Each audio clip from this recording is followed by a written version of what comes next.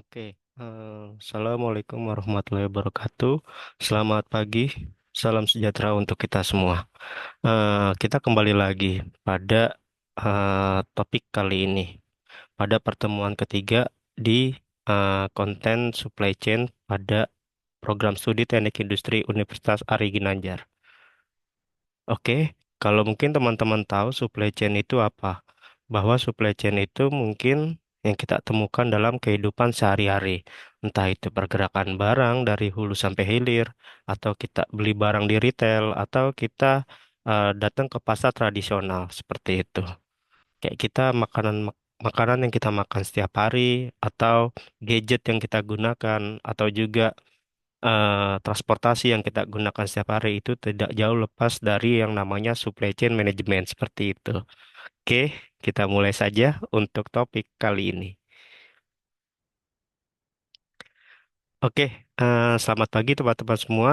Ya, supply chain apa sih? Jadi supply chain itu terdengar rumit ya teman-teman ya. Supply chain atau rantai pasokan. Padahal sebenarnya sudah dekat nih dengan kehidupan kita sehari-hari. Dari bahan baku sampai ke tangan konsumen, semua melalui rantai kegiatan seperti itu.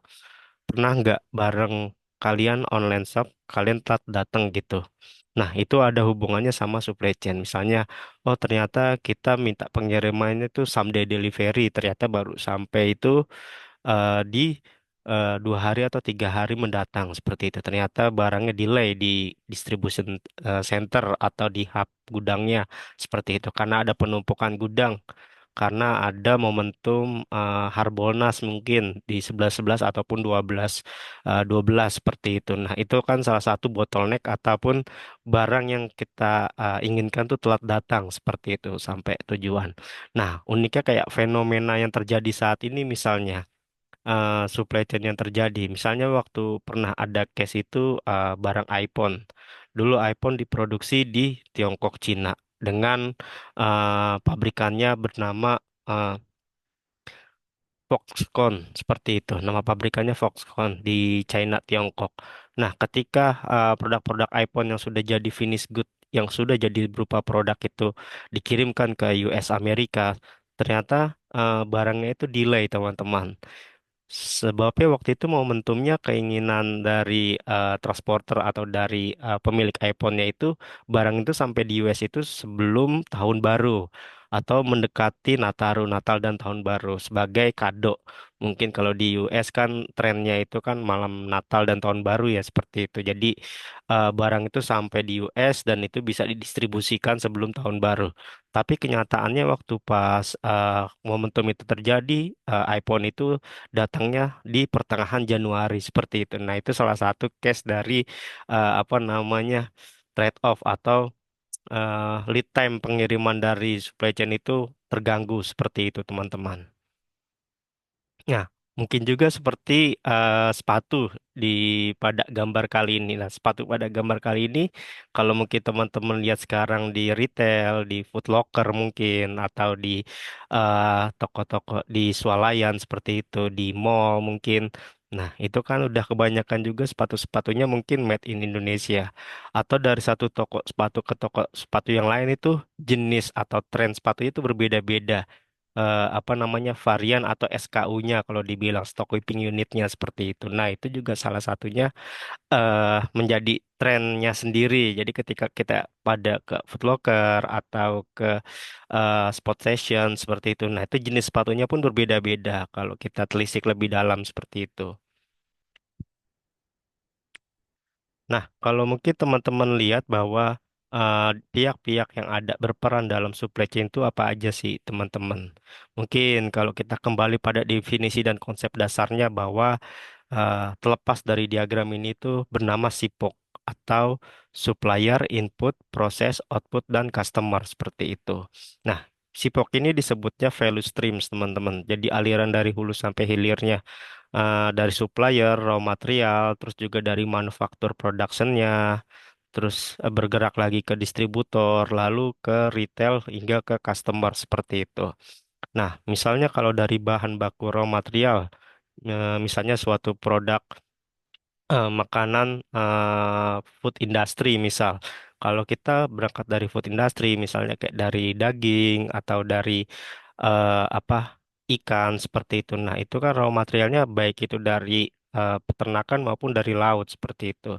Nah, ketika masuk ke production atau manufakturnya itu, nah itu ada pengemasan, pengalengan. Misalnya kita berbicara tentang ikan sarden gitu ya, dari laut diambil oleh para nelayan, habis itu di production melalui pengemasan kaleng sehingga tidak ada pembusukan atau menjaga kualitas dari ikan tersebut ya di production, di pengemasan.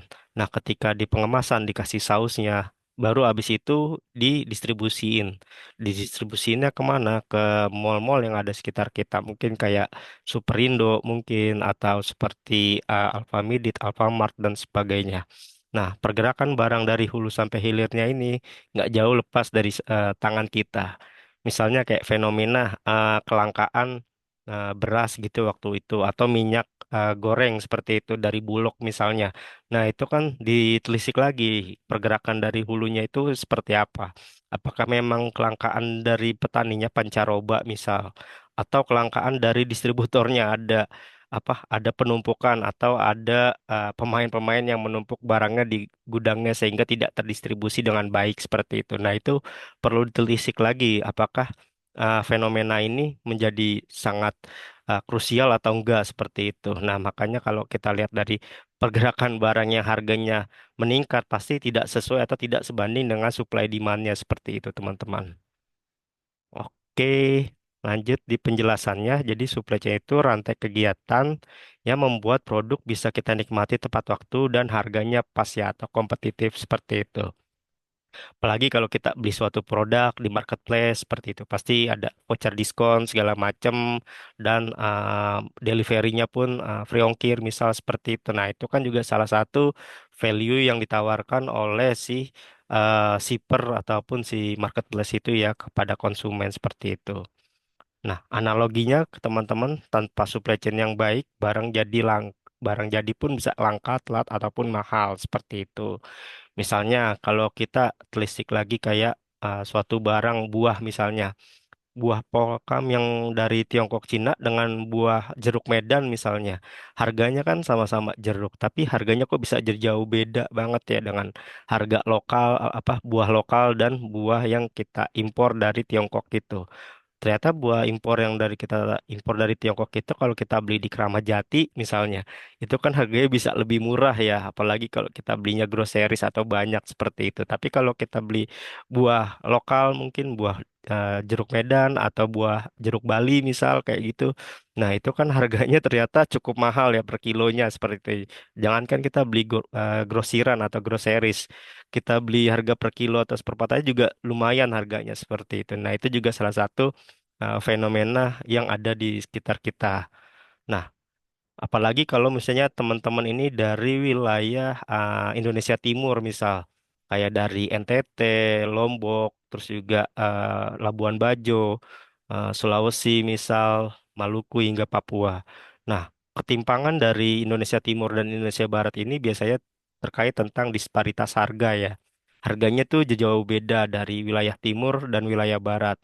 Makanya waktu itu ada program dari pemerintah sistem logistik nasional disebutnya atau Sisloknas seperti itu. Nah, sistem logistik nasional ini ngebangun bagaimana disparitas harga itu dapat ditekan ya, baik itu bahan baku yang kita makan ataupun bahan bakar misalnya bensin segala macam di SPBU di wilayah timur itu sama harganya kayak kita beli di Bekasi atau di Jakarta seperti itu.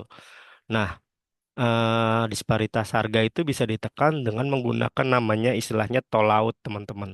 Nah, tol laut itu bukan dari infrastruktur tol ada di laut gitu, bukan, tapi bagaimana ada transporter atau transportasi kontainer dari Jawa, misalnya dari Surabaya ataupun dari Tanjung Priok Jakarta itu menuju ke wilayah timur. Nah, bagaimana mengatasi apa namanya strategi dari tol laut ini? Jadi dari tol laut ini ketika produk dari Jawa itu atau dari Sumatera atau dari wilayah barat itu dideliver ke Indonesia Timur, muatan baliknya itu tidak selalu kosong, tapi diisi oleh apa namanya hasil bumi ataupun hasil produk yang dihasilkan dari wilayah timur itu sendiri. Misalnya ketika dideliver ke Makassar, misal ada Kopi Toraja yang mungkin dibawa ke Pulau Jawa, atau dari NTT atau ND misal kayak gitu. Nah, di baliknya lagi, arah balik dari kontainer atau tol lautnya itu membawa apa namanya kain songket atau kain-kain yang dibuat secara tradisional oleh petani sana.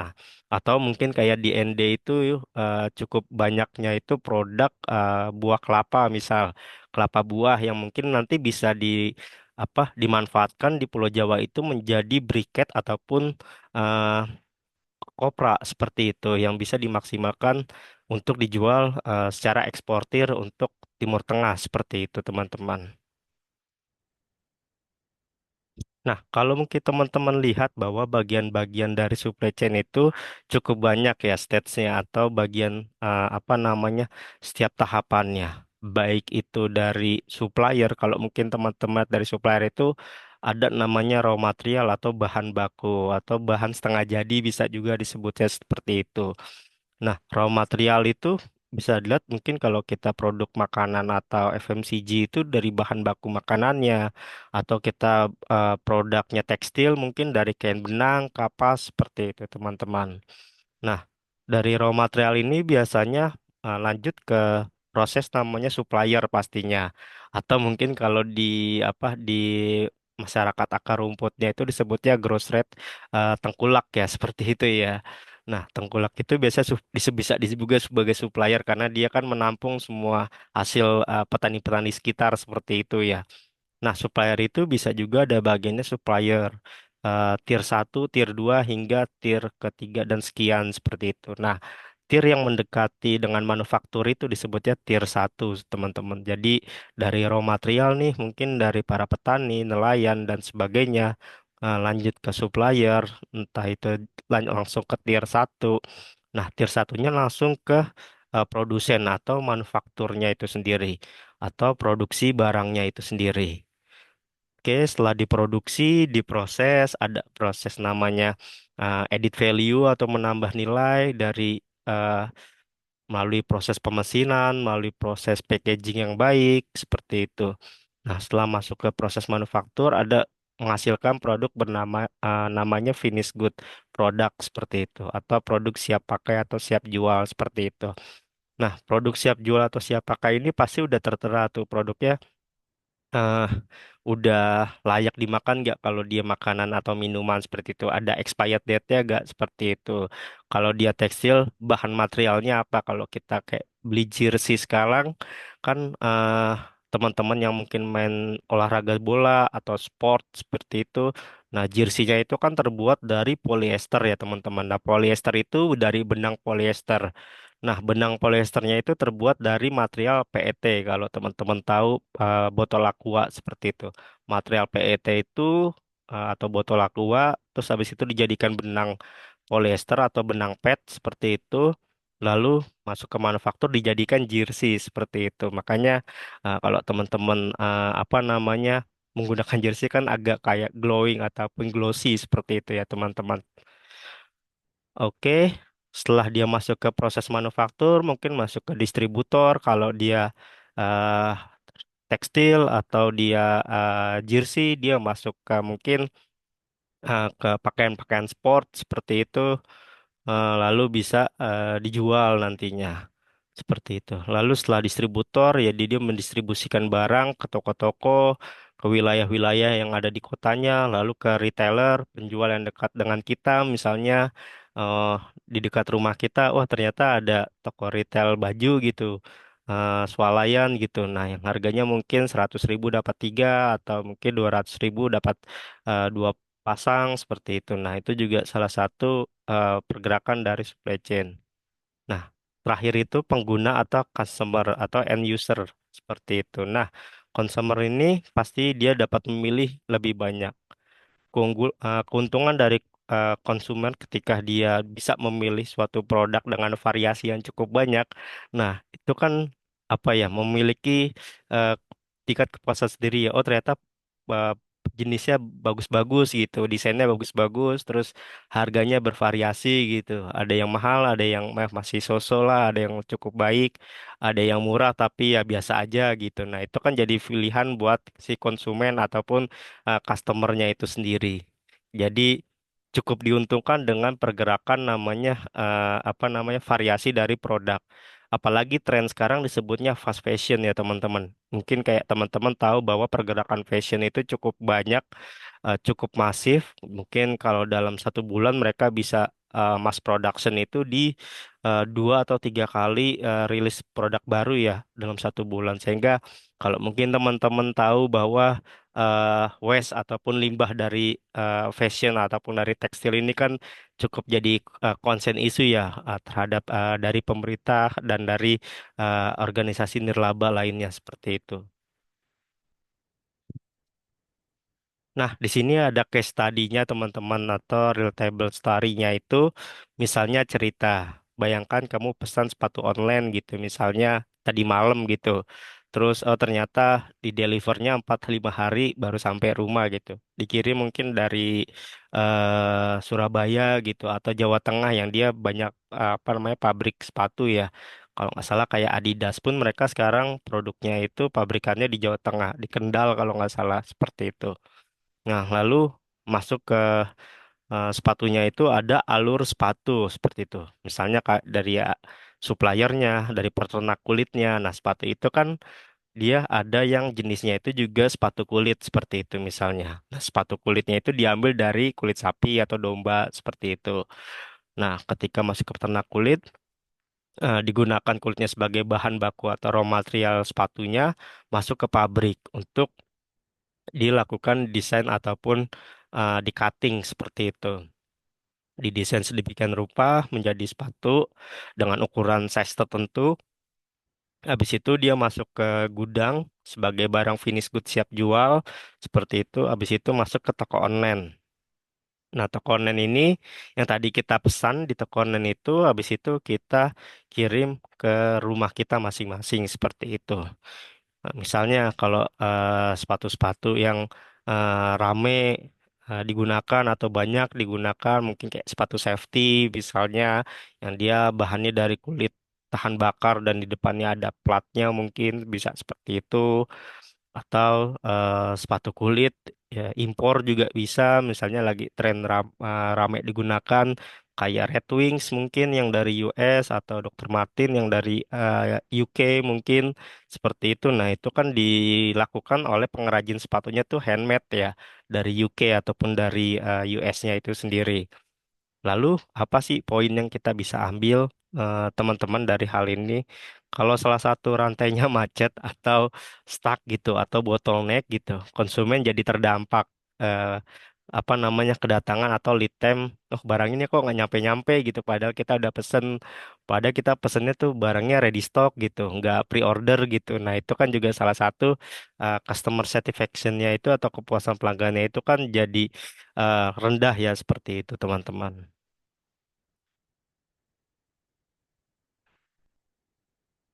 Nah, lalu ada interaktifnya itu, misalnya kayak coba deh lihat barang di sekitar kamu, ada smartphone, terus ada minuman, makanan, menurutmu supply chain-nya seperti apa? Nah, itu nanti bisa tuliskan di kolom chat ya nantinya ya, seperti itu ya, kira-kira. Smartphone itu seperti apa? Apalagi lagi rame nih smartphone tentang atau produk dari Tesla ya, smartphone Tesla itu yang dia katanya itu nggak pakai provider apa namanya eh kota internet seperti itu. Jadi langsung dari satelit mau dimanapun mungkin teman-teman yang hiking naik gunung atau suka menyelam di laut itu smartphone-nya terus ada sinyalnya ya. Kadang kala kan kalau kita pakai provider yang sekarang ketika kita ada di suatu tempat kadang kan sinyalnya susah ya seperti itu. Nah itu eh, apa namanya bisa diimprove atau dimaksimalkan nilai produknya oleh si Tesla itu nantinya. Cuman kayak tanya masih belum rilis di Indonesia. Lalu makanan dan minuman. Nah, makanan dan minuman itu teman-teman nanti bisa pikirkan kira-kira supply chain-nya seperti apa. Mungkin makanan minuman UMKM mungkin atau FMCG seperti produk-produk Unilever, P&G mungkin atau Wings Food seperti itu. Nah, itu bisa teman-teman sharing nantinya kolom chat. Oke, di berikutnya ada namanya relevansi dengan Gen Z dan milenialnya. Misalnya terkait tentang e-commerce ya. E-commerce itu kan teman-teman tahu bahwa lagi booming awalnya itu di 2020 sejak pandemi COVID-19. Nah, itu ada Shopee, Tokopedia, TikTok, TikTok Shop dan lain sebagainya. Nah, supply chain itu menentukan pengalaman belanjanya. Jadi, kalau trennya mungkin teman-teman lihat bahwa e-commerce itu dia punya strateginya masing-masing. Misal kayak Shopee, Tokopedia, mereka apa namanya mengedepankan atau bergerak melalui seller-sellernya seperti itu. Jadi, yang punya stok barang, yang menjual barangnya itu si seller-sellernya seperti itu. Tapi kalau dia dari Blibli atau JDID dulu, mereka stok barang dari gudangnya masing-masing. Jadi yang melakukan promo itu si em, marketingnya ya seperti itu atau disebutnya MD-nya seperti itu. Dia melakukan promosi-promosi terus melakukan apa namanya harga-harga menarik di online shopnya seperti itu. Lalu terkait tentang sustainability teman-teman. Nah, mungkin teman-teman cukup konsen ya terhadap sustainability sekarang ini. Misalnya kayak barang yang kamu pakai itu ramah lingkungan nggak? Misalnya nantinya tuh bakal jadi sampah yang bisa didaur ulang atau di recycle nggak? Seperti itu. Nah, makanya kalau teman-teman mungkin ngelihat sekarang kayak t-shirt mungkin dari Uniqlo, mereka udah menyediakan Dropbox ya di area retailnya itu. Jadi misalnya teman-teman bawa Dropbox apa bawa baju yang udah nggak kepake gitu atau udah lama udah usang gitu, terus bingung mau dikemanain, nah itu ada Dropboxnya di Uniqlo seperti itu. Atau teman-teman misalnya eh, sepatu gitu yang harusnya udah susah di apa nggak layak dipakai udah kurang oke gitu kurang kekinian nah itu bisa juga didistribusikan atau diberikan sama sekarang banyak perusahaan-perusahaan startup yang dia bisa menampung sepatu ataupun barang-barang fashion yang bisa di recycle seperti itu. Lalu tren karirnya itu nanti seperti apa sih terkait tentang supply chain itu teman-teman? Banyak peluang kerja di bidang logistik dan supply chain pastinya. Nah, kalau mungkin teman-teman bahwa tahu tren bahwa logistik Indonesia itu cukup dominan karena Indonesia itu kan negara kepulauan ya. Ada sekitar 60.000 sekian pulau yang ada di Indonesia cukup banyak. Nah, itu kan menghubungkan dari satu titik ke titik lain ya. Misalnya dari Pulau Jawa ke Kalimantan, Jawa ke Sulawesi, Jawa ke Bali misal, atau Jawa ke NTB, NTT, dan mungkin ke Nias, mungkin kalau ke arah barat seperti itu. Nah, itu juga salah satunya kan kita menghubungkan suatu titik ya dengan pergerakan barang itu. Nah, itu salah satu challenge ataupun peluang dari teman-teman itu tertarik di logistik maupun di supply chain-nya. Lalu trade-off-nya itu seperti apa teman-teman? Nah, trade-off itu trennya atau pergerakannya, mau efektivitas atau efisiensinya. Nah, pengaruh rantai pasokan global, misal kayak trade-off-nya sekarang ini kondisinya seperti kebijakan global pada pajak importasi ke US ya. Apalagi sekarang kan lagi ramai ya terkait tentang pajak importasi ya. Geopolitik perang antar kawasan benua juga lagi ramai. Misalnya eh, informasi yang terakhir saya dapat itu kayak kopi-kopi yang diekspor ke US, kopi Indonesia yang diekspor ke US itu mereka kena pajak 16% untuk masuk US seperti itu, di luar dari harga penjualan seperti itu. Jadi untungnya tipis teman-teman ibaratnya. Kalau mungkin teman-teman penjual atau pedagang kopi gitu, terus pengen ngekspor kopinya teman-teman Arabica, Robusta ke US gitu, itu untungnya tipis. Apa buyer atau pembeli itu mereka berani dealnya ya harga kopinya aja tidak termasuk harga pajak 16% dari ketetapan kebijakan pemerintah dari US itu seperti itu. Atau geopolitik perang antar kawasan benua. Kayak misalnya lagi rame sekarang kok apa namanya perminyakan susah gitu ya di SPBU. Nah, itu mungkin juga salah satunya akibat dari geopolitik yang ada di kawasan Timur Tengah atau di Eropa mungkin. Jadi pergerakan kapal tankernya itu juga susah. yang mungkin tadinya dia pergerakan kapal tankernya itu melalui laut antara Iran dan Qatar ya, Laut Merah itu yang melewati lintas laut itu atau apa namanya terusan Suez ya yang melalui Mesir. Tapi ketika ada geopolitik itu ya mereka muter jadinya melalui Tanjung Harapan lewatin Afrika Selatan seperti itu. Nah, itu kan menjadi concern ya ketika harusnya mereka nyampe di mungkin 3 minggu, 4 minggu, tetapi delay dengan perjalanan yang cukup jauh mungkin bisa sampai 7 minggu seperti itu. Belum lagi juga akibat apa namanya iklim alam ya di sekitar apa namanya negara asal atau origin disebutnya.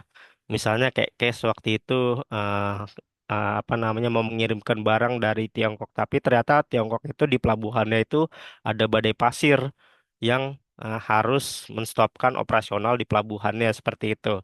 Yang tadinya mungkin lead time atau ETA-nya itu pengiriman delivery time-nya itu di 14 hari atau 2 minggu seperti itu. Tapi ketika ada badai pasir itu ternyata bisa sampai 21 hari atau 3 minggu, molor 1 minggu seperti itu. Nah itu kan juga salah satu konsep terhadap trade-off yang ada di kawasan global seperti itu.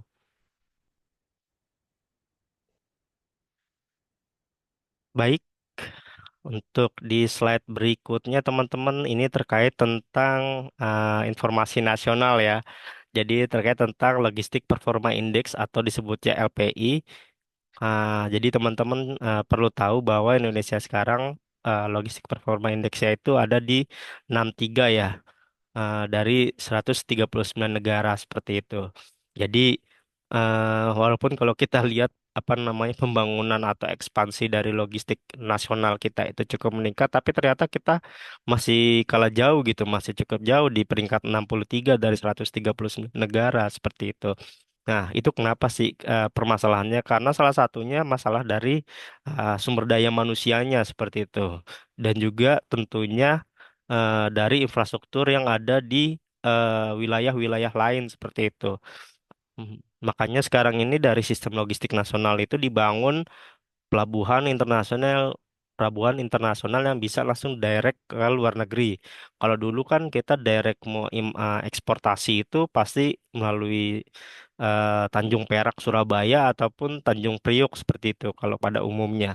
Tapi sekarang pun bisa dari pelabuhan Makassar misal atau pelabuhan Bitung yang di Manado misal atau pelabuhan yang di NTT misal. Nah, itu dia bisa langsung direct produk-produk hasil lokalnya mereka itu langsung dikirim ke Jepang misal seperti itu atau bisa langsung ke Tiongkok, Cina atau ke US seperti itu. Nah, mereka langsung bisa direct shipment seperti itu.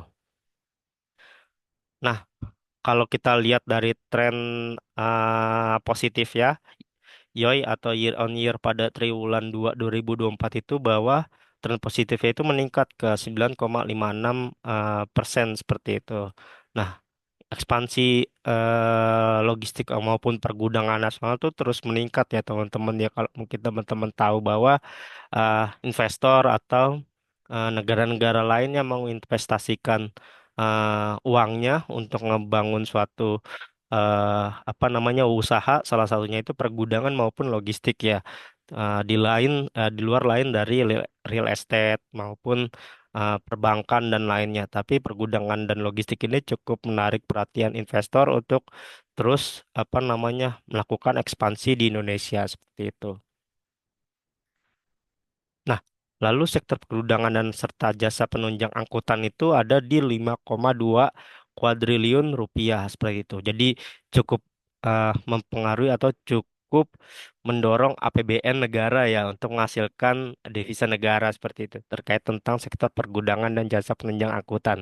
Makanya kalau mungkin teman-teman lihat sekarang bahwa banyak kawasan-kawasan pergudangan di Indonesia seperti itu banyak apa namanya klaster-klaster pergudangan juga yang udah mulai timbul di sekitaran Jawa Tengah sekarang ini. Misal kayak di Kendal segala macam kan industrinya udah mulai kebangun seperti itu ya teman-teman. Oke, jadi di akhir ini di closing ini teman-teman ada 4 poin yang mungkin apa bisa di-sharing ya, atau kita bisa ngambil kesimpulan atau benang merahnya. Misalnya kayak di poin satu yaitu supply chain bukan cuma soal pabrik teman-teman, tapi soal bagaimana kita bisa menikmati produk tepat waktu. Misalnya kayak teman-teman kan, oh ternyata barangnya sampai gitu. Apalagi teman-teman yang dari rumah beli online itu produk-produk yang dia tuh apa namanya cepat expired gitu, atau eh, perlu suhu dingin gitu. Kayak misalnya teman-teman order dari Paxel, dari Astro, misalnya mereka kan punya packaging sendiri atau punya tas sendiri yang dia bisa mendeliver produk itu suhunya itu tetap terjaga sampai ke teman-teman semua. Misalnya teman-teman beli es krim atau beli es kopi misal dari Astro kan sekarang udah bisa tuh seperti itu. Nah, itu salah satu pergerakan dari supply chain yang apa namanya yang udah mulai berkembang sejauh ini. Misalnya juga kayak beli frozen food misal segala macam. Nah, sekarang logistik apa cold chain atau rantai dingin itu udah mulai banyak juga. Mungkin ke teman-teman lihat truk-truk warna biru kayak Kiat Ananda Group itu yang truknya warna biru. Nah, itu kalau teman-teman main ke wilayah Cilengsi itu dia punya warehouse yang sangat besar di sana seperti itu. Nah, di poin keduanya itu next time kamu pakai smartphone atau sepatu seperti itu. Coba bayangkan perjalanan panjang supply chain di baliknya. Jadi ketika teman-teman pakai handphone gitu, handphone itu kan komponen paling intinya itu salah satunya kan chip ya, atau disebutnya semikonduktor. Nah, semikonduktor itu dari mana sih teman-teman? Mungkin ada yang ngeh gak sih? Nah, semikonduktor kan kalau umumnya entah dia dari Taiwan ya atau dari US. Kalau dari US biasanya kan Nvidia ya, seperti itu. Nah, kalau Taiwan itu dia juga punya yang semikonduktor tuh udah cukup paling bagus katanya untuk saat ini. Nah, itu semikonduktor itu sebagai apa namanya otaknya dari elektronik-elektronik yang kita pakai, salah satunya gadget. Nah, di poin ketiga ini siapa tahu teman-teman nanti jadi bagian penting dalam dunia supply chain. Jadi nggak nutup kemungkinan nih teman-teman nanti berkiprah atau namanya bersumbangsi di logistik maupun di supply chain sendiri, maupun di supply chainnya halal yang lagi rame sekarang ini. Bahwa terkait tentang traceability, tentang labeling, packaging yang baik, tentang handling barang di pergudangan juga seperti itu. Nah, itu juga lagi menarik perhatian eh, di sisi logistik atau sisi pergudangannya seperti itu. Nah, di poin keempatnya itu, tagline singkatnya itu supply chain dari bahan baku ke hidupnya teman-teman sendiri atau ke hidupmu seperti itu. Jadi pergerakan dari bahan baku atau sampai barang jadi itu. Misal kayak aku contoh ini sekarang lagi rame namanya jalur sutra abad ke-22 atau disebutnya One Belt One Road yang diinisiasi sama Tiongkok ya. Jadi pergerakan barangnya itu dari Tiongkok sampai ke Eropa atau sampai Venesia di Italia, teman-teman seperti itu. Kalau kita kembali flashback ke abad abad pertengahan, zaman kerajaan itu kan kalau teman-teman pernah lihat apa namanya historinya di Venesia Italia itu yang sebagai kota desainer atau kota butik itu bahan baku raw material sutra kain-kain sutranya itu dari Tiongkok teman-teman. Nah, itu melalui jalur sutra darat yang diinisiasi sama Tiongkok itu di abad pertengahan. Nah, di abad sekarang ini lagi mau dibangun lagi nih, dirintis lagi jalur sutra One Belt One Route-nya itu melalui jalur kereta api, teman-teman. Kok dulu mungkin menggunakan kuda ya di abad pertengahan, tapi sekarang ini mudah menggunakan jalur kereta api ataupun jalur laut seperti itu. Nah, itu juga lagi rame dibicarakan secara global, teman-teman. Oke, sekian terima kasih untuk sesi kali ini.